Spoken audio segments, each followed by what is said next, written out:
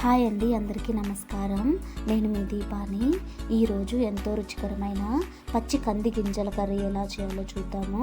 ఇది అన్నంలో కానీ చపాతీలో కానీ చాలా బాగుంటుంది. ఇక్కడ నేను 500 గ్రాముల పచ్చి కంది గింజలను తీసుకున్నాను. వీటిని నీళ్లు వేసి శుభ్రంగా కడుక్కొని పక్కన పెట్టుకోవాలి. ఒక మిక్సర్ జార్ తీసుకోండి. అందులోకి కొంచెం పచ్చి కొబ్బరిని వేసుకోండి. అందులోకి ముందే మనం కట్ చేసి పెట్టుకున్న టమాటా ముక్కలను కూడా వేసుకోండి. దీనిలోకి 10-15 వెల్లుల్లి ముక్కలను కూడా వేసుకోండి. ఇందులోకి ఎర్రగడ్డ ముక్కలను కూడా వేసుకోండి. కొంచెం కొత్తిమీరని కూడా వేసుకోండి.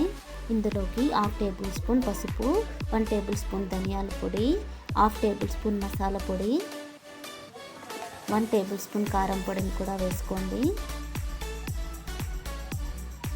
దీనిలోకి 1 టేబుల్ స్పూన్ సాల్ట్ని కూడా వేసుకోండి. కొంచెం వాటర్ కూడా పోసుకొని మూత పెట్టి మెత్తని పేస్ట్ లాగా చేసుకొని పక్కన పెట్టుకోండి. తర్వాత ఒక ప్యాన్ పెట్టుకొని అందులోకి 2 టేబుల్ స్పూన్ ఆయిల్ వేసుకోండి. అందులోకి 1 టేబుల్ స్పూన్ మస్టర్డ్ సీడ్స్ని కూడా వేసి బాగా ఫ్రై అయ్యేంత వరకు వెయిట్ చేయండి. తర్వాత ముందుగా కట్ చేసి పెట్టుకున్న ఆనియన్స్ని కూడా వేసుకొని బాగా గోల్డెన్ కలర్ వచ్చేంత వరకు బాగా ఫ్రై చేయండి. ఇందులోకి కర్రీ లీవ్స్ని కూడా వేసుకొని చిటపటలాడేంత వరకు బాగా ఫ్రై చేయండి.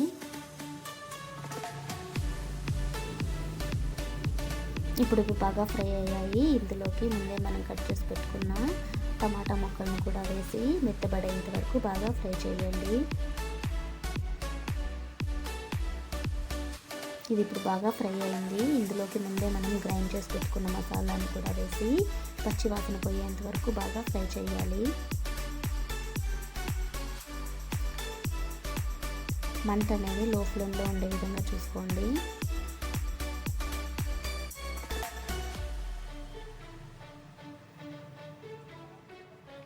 కొద్దిసేపు తర్వాత ఆయిల్ పైకి వచ్చినట్టు ఉంటుంది. అప్పుడు పచ్చి కంది గింజలను కూడా వేసుకొని ఒకసారి బాగా కలుపుకోండి.